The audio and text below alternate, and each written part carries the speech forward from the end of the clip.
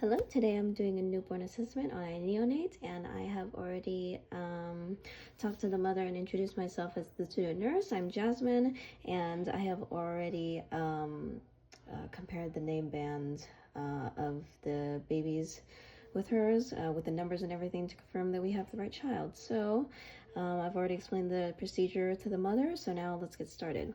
We're going to start off with the head here, and we're going to note that there is a normal presence of molding in the back.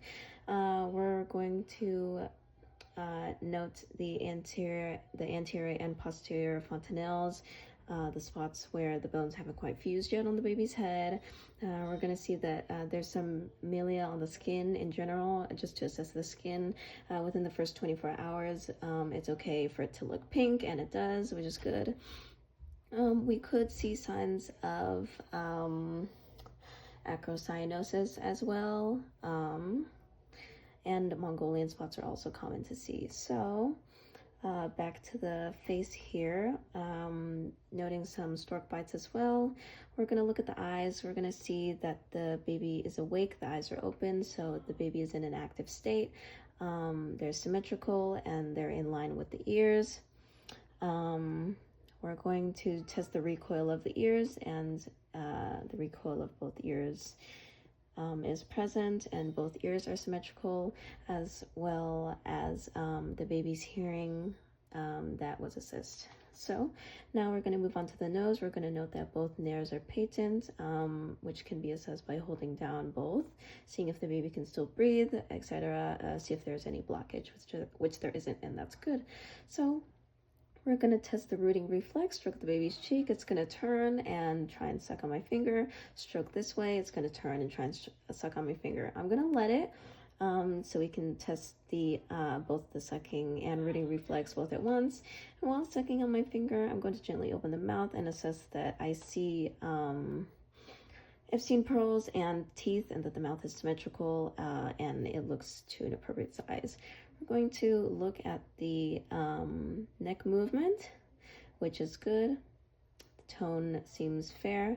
And then take a look at the clavicles, which are not swelling. All right, so we're now going to move on to the chest area and do both brachial pulses bilaterally and assess that they're both present. All right, and now we're going to assess for respiration. Should be between 40 to 60 per minute, and I'm going to take it for a full minute.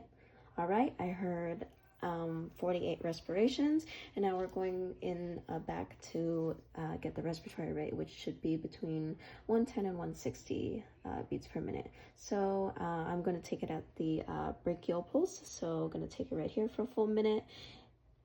All right, and I just assessed that the BPM was 142 per minute, which is good.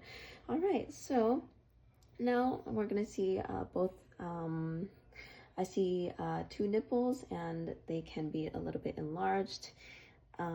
Enlarged buds, which is normal after being birthed. We're gonna assess the skin again. I am noting milia, which is normal.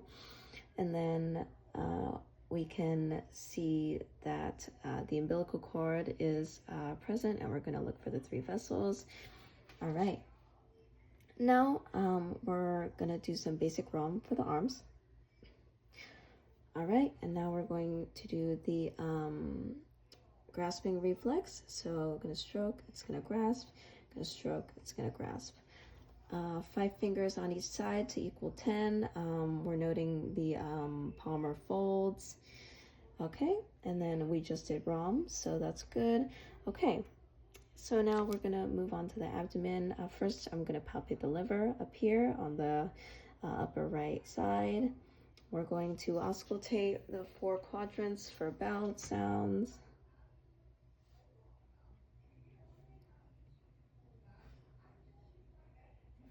Okay, so now that that's done, all bowel sounds are present, which is good. And then we're also going to note that the abdomen protrudes a little bit. All right, so now we're going to move on to the genitalia, where at the genitalia for females, we're gonna note the composition, see if it's in place and the shape, and we're gonna see if she had a pseudomenstruation, which is normal, and we're going to see if she had any vaginal discharge, and if she did, then I would note the color. And now for males, I would also note the composition of the genitals and see if the scrotum is bilateral.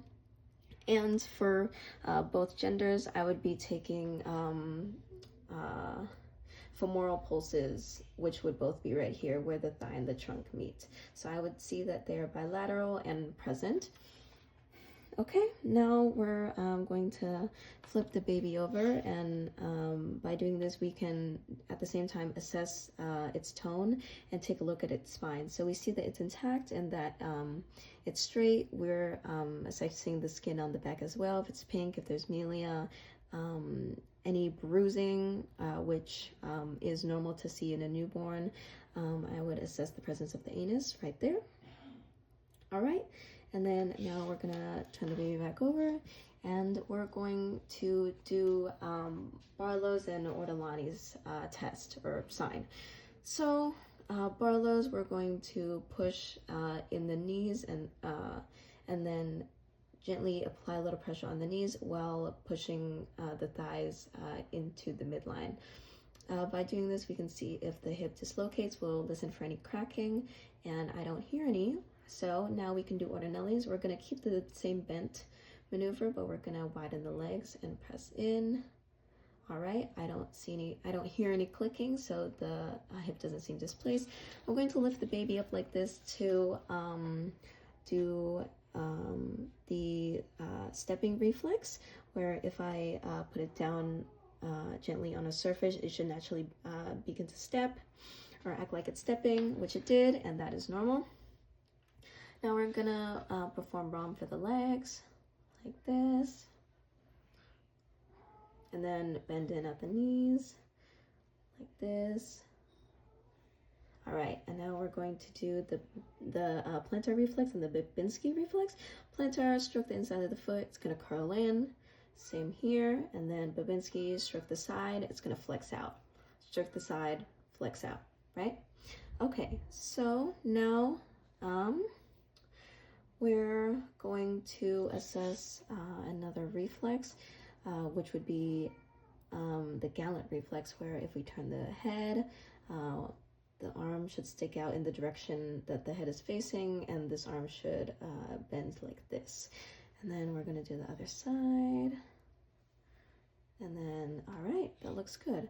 So, all right, so now we're looking at a pretty healthy baby, and now I'm going to turn to the mother and do patient teaching on why she should not shake her baby due to 1 in 3 babies dying from shaken baby syndrome. So I would teach her that if she's irritated with the baby, to put it down in a safe place and maybe step away for a moment to decompress, and just do not shake the baby at any cost.